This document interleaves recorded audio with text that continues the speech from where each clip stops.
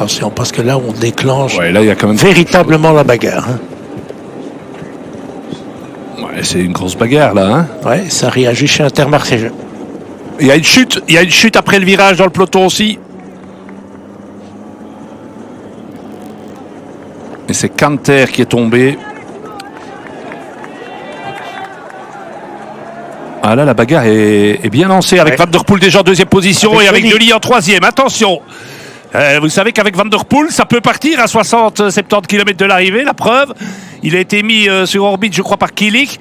Et Van Der Poel qui prend 2-3 mètres, il coupe son effort. Van Der Poel est parti pour un solo. C'est pas un cyclocross, hein. Et il faut y aller. Il y a 2-3 équipiers qui bloquent la course et Arnaud n'ose pas. Non, vous n'êtes pas sur l'Estrade Bianche, ça n'est pas Pogacar, vous êtes sur le Grand Prix Samin, mais c'est Van Der Poel. Oui. Et il nous habitue aussi à ce genre de choses. Hein. Avec un vélo tout blanc. Ouais, et on va dire la même chose qu'avec Pogacar, hein, dans le registre de Pogacar. Si c'est n'importe qui, on se dit, avec lui aussi, lui laissons pas 2 minutes. Hein. Oui, si c'est... un autre, on se dit, il est voilà. Alors, qui est-ce qui est revenu? Kubica. Ouais, Kubica. En tout cas, il a quand même fait mal. Il a un équipier avec lui. Oui. Il y a, est-ce que c'est Teutenberg? En tout cas, il y a certainement un coureur de la formation. Première accélération donc de Van Der Poel. Il a quand même fait très très mal à tout le monde. Et ça repart. Attention. Attention. Deuxième tentative. Van Der Poel. Il a vraiment des fourmis dans les jambes.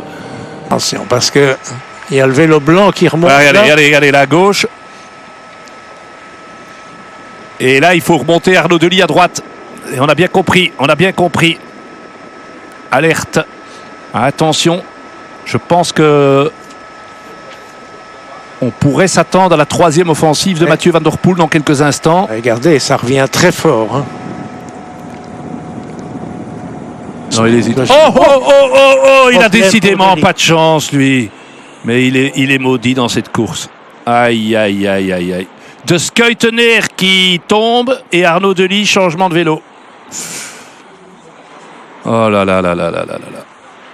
Alors, il reste 19 km, mais ça doit quand même aller vite. La voiture est beaucoup trop loin, mais c'est comme ça. Allez, Nicolas Mas.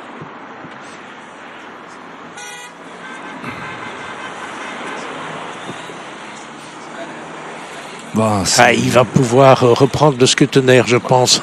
Ce qui peut être intéressant. Aïe, il a quand même... Regardez, c'est la roue devant qui est cassée. Oui. Une équipe qui a eu beaucoup de pépins mécaniques à Kuurne, Bruxelles-Kuurne. Hein. Oui. Beaucoup. Hein.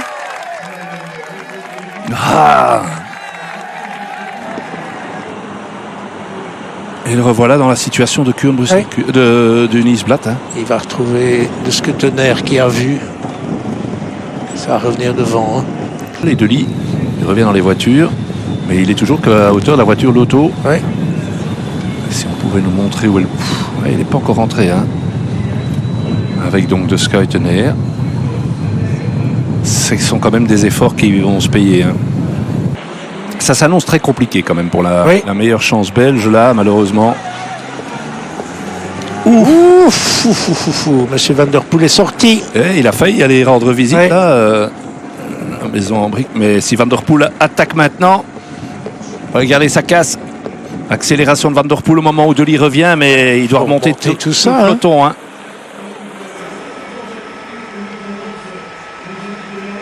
Et au moment où à l'avant, Van Der Poel accélère évidemment. Il a un équipier qui va le remonter assez vite, mais il faut voir ce qui se passe à l'avant. Oui, parce qu'on peut imaginer, il reste 14 km, qu'il va avoir de nouvelles accélérations à l'avant. Il est toujours là. Et maintenant, il doit le faire tout seul.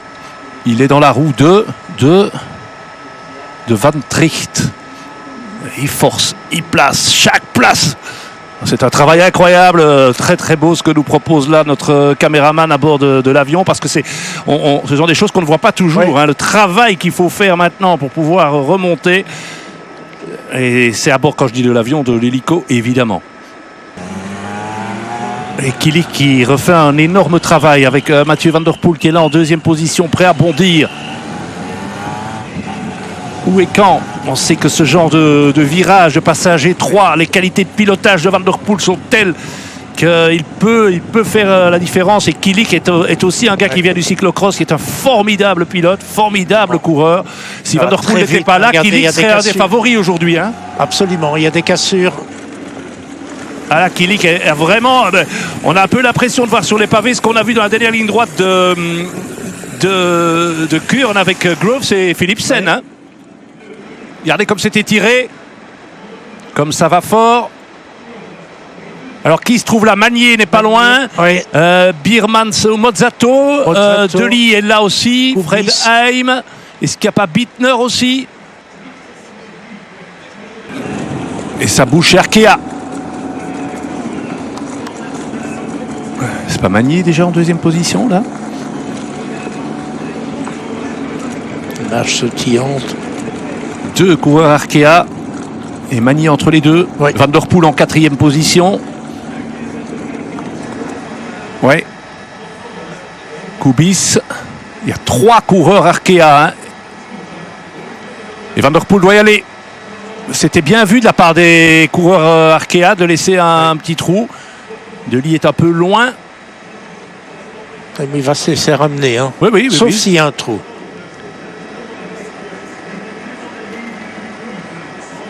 Donc c'est Biermans, Van der Poel, Kubica, Mozzato. Je pense qu'il doit y avoir Capio encore là. Oui. Donc ça va jouer au sprint. De Ligt qui se replace bien. Van der Poel, Magnier, Aski, Kubica.